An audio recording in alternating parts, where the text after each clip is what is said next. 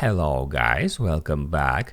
In this video I'm going to show you how you can easily pause search history on YouTube.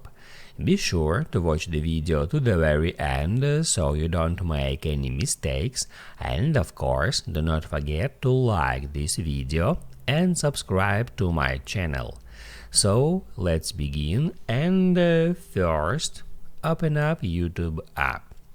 Then right here tap at your profile picture and then get into settings. On settings tap at history and privacy, and right now you are able to manage your watch and search history.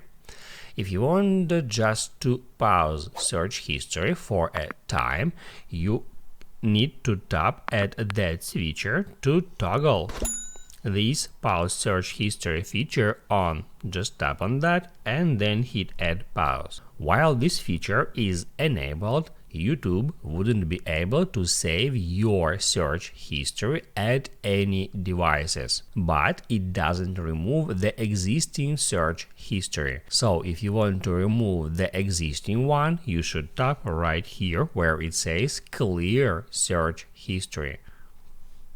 And then just confirm clearing search history by hitting right there.